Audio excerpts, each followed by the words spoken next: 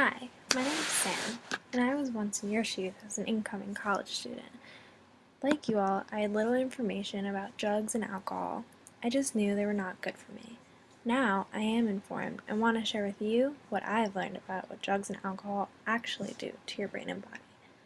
I'm not just here to tell you don't do drugs and that they're bad for you. I want you to fully understand the reasons behind it. So sit back and relax, but always remember, just say no. Let me start off by telling you, a drug is any chemical that you put into your body that affects your psychological state or the way your body operates. Drugs attach to a molecule called a receptor. Drugs can either be agonist or antagonist drugs. An agonist drug attaches to its receptor and activates it, while an antagonist drug does not activate its receptor and blocks other molecules from getting to the receptor. A maximum amount of a drug is taken when all the available receptors become unavailable by whatever drug is in the body. There are different ways for the drugs to enter your body and get to your bloodstream. Some ways are slower than others, but they almost never leave the body the same way they entered.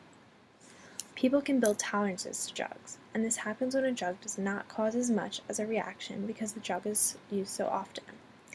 For example, for people who drink coffee, and yes, even caffeine is a drug, many regular coffee drinkers build a tolerance to just having 1 cup a day.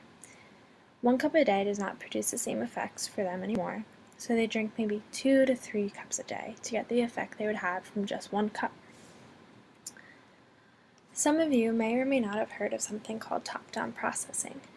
Top-down processing occurs in the cortical regions of your brain and influences incoming stimuli.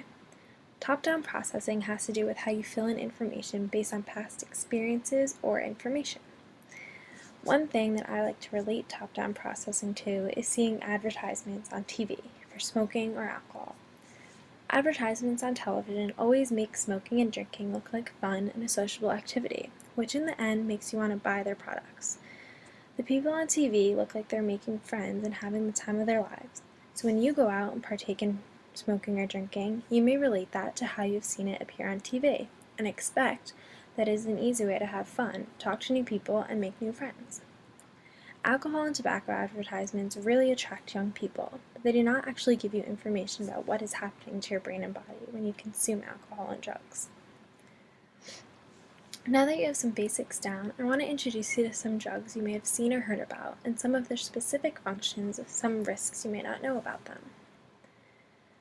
At some point in your life, you probably had an interaction with alcohol, whether you have seen people drinking it or you've drank it yourself, or learned about it in a classroom or alcohol prevention program.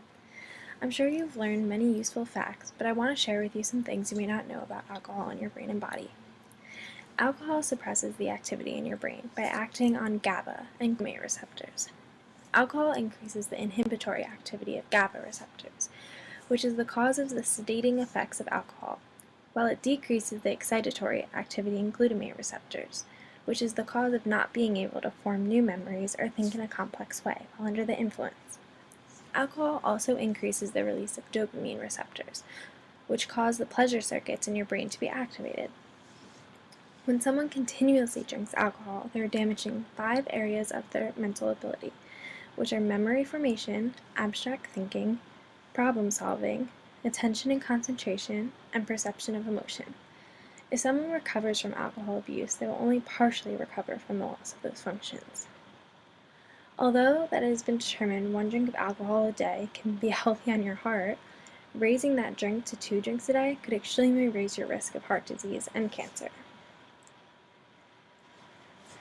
Did you know that almost all addicted nicotine smokers started smoking during adolescence?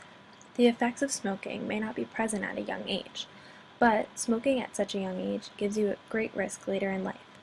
The reason people get addicted to nicotine is because it releases a neurotransmitter called dopamine, which mediates reinforcements in the brain. So when a person uses nicotine several times, they will continue to work for it because of the release of dopamine receptors. Many people who use nicotine continue to use it because they claim that it relaxes them.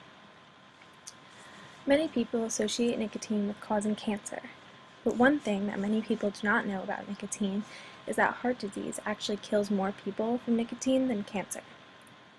Nicotine releases adrenaline, and that raises heart rate and blood pressure, which causes the heart to work more without the increase in its supply of oxygen. The most harmful part is the carbon monoxide that is released from nicotine that does not allow blood to carry as much oxygen as it normally would. Secondhand smokes, which is the smoke a person exhales, has a very high effect on people developing heart disease. One fact that I bet you didn't know is that nicotine is even more addicting than heroin or marijuana.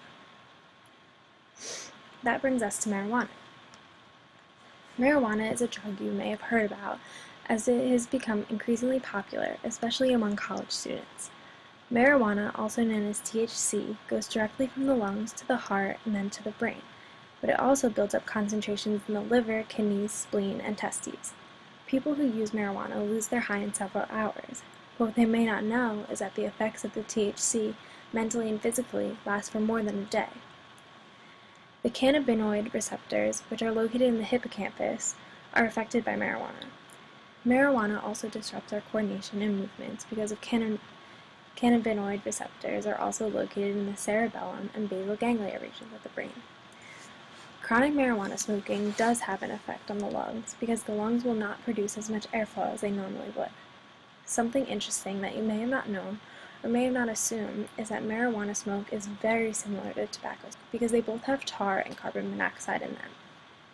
Marijuana has an effect on your cognitive functions for up to 2 days, so someone who continuously smokes marijuana is not recovering their cognitive functions such as memory, thinking, and problem solving. You've now learned a lot about what is going on in your brain and body when drugs are in them. So now when you say no to drugs, you actually can say you know why you're saying no and understand the harm they're doing to your brain and body. Thank you, and I hope you're able to take what you've learned and make others aware too.